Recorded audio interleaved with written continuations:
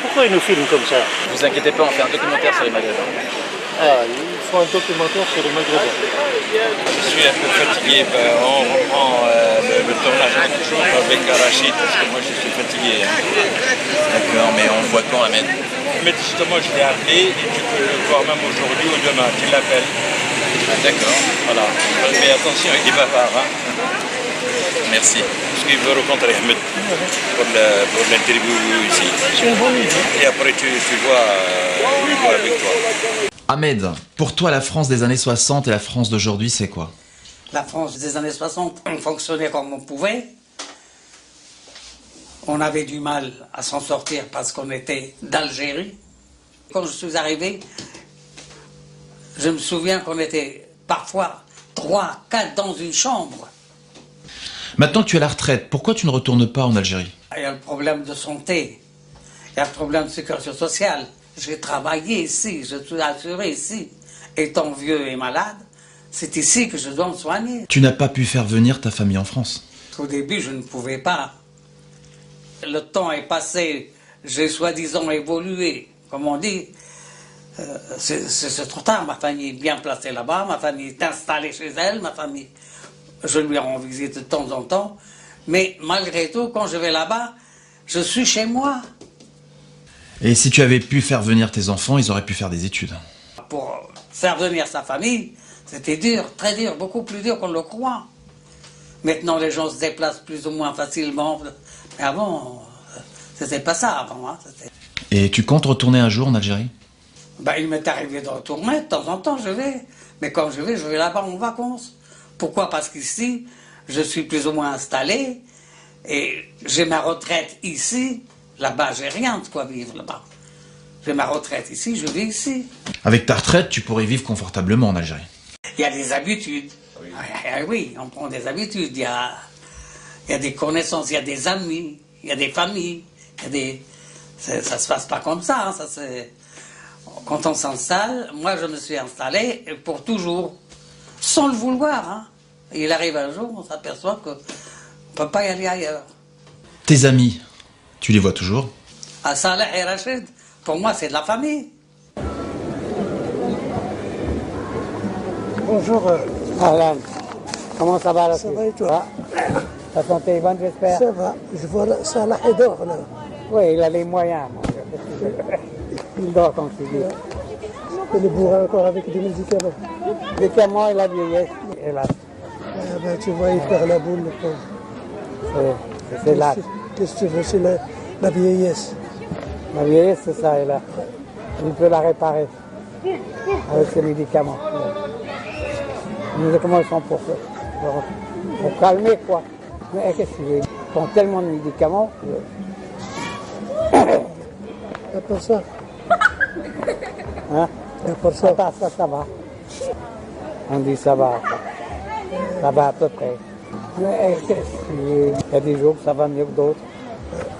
Mais la vie continue. Demain, j'ai rendez-vous à l'hôpital. Ah bon? Ouais. Encore des examens.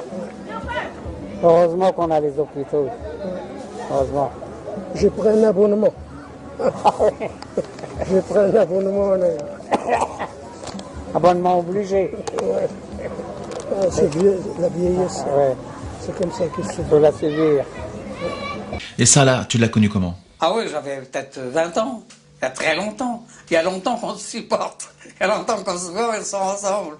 Il y a longtemps qu'on se dispute. Oui, oui, c'est comme des parents.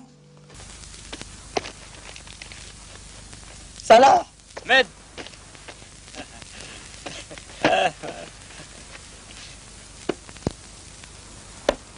Depuis quand tu es arrivé? Depuis hier soir, je te cherche partout. Je suis content de te voir. Moi aussi. C'est là que j'habite. C'est là? Oui, ma vie enfance, c'est... Parfois, c'est un conte de fées. Mais parfois, c'est dur, c'est la misère. Il faut passer par là pour... Moi, j'ai eu la chance peut-être de rencontrer beaucoup de bons copains. Tu passes tes journées comment? La lecture, le théâtre. J'adore. J'adore. Là, en ce moment, depuis une semaine, j'ai rien lu. Parce que de temps en temps, je fais un break, même à la lecture.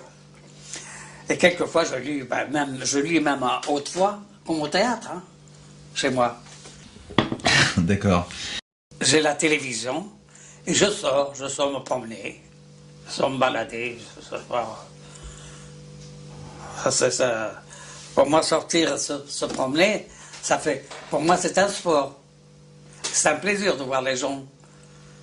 On vit quand on voit les autres vivre. Je ne peux pas rester cloué dans mon petit appartement, non.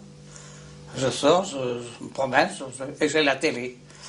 Il faut dire que la télé, je suis très bon client, avec toutes les chaînes qu'il y a.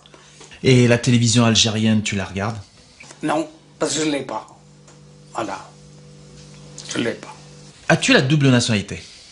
Non, moi je suis né en Algérie, je suis d'Algérie. Il y a des gars qui sont, pour soi-disant faciliter leur vie, ils ont pris la nationalité française, qui leur sert à rien, qu'ils soient algériens ou français. Il y a des gens qui ont travaillé. Il y a les autres qui sont restés au bas de l'échelle.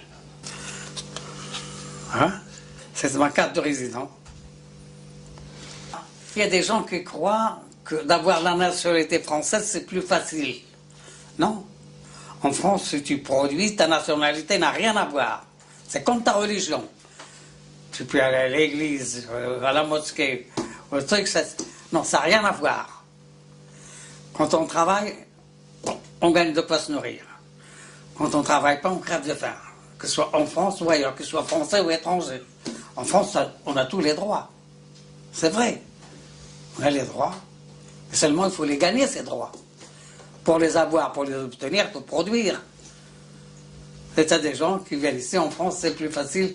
Ils passent leur vie au chômage. 3 fois par semaine, j'allais au cours du soir. J'ai appris à lire et écrire correctement. J'ai fréquenté les gens. J'ai appris des métiers. Plusieurs métiers. C'est vrai. J'ai souvent été OS, mais OS, c'est un métier quand même. Tu vois?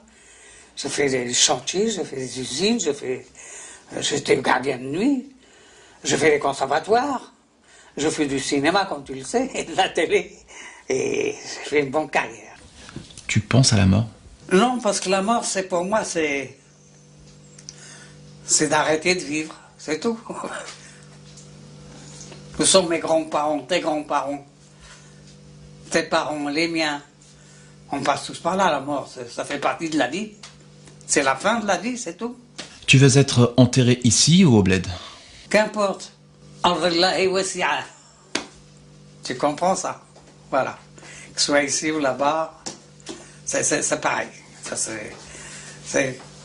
Tu pratiques une religion, tu pratiques un sport, tu pratiques ici ou ailleurs, c'est pareil.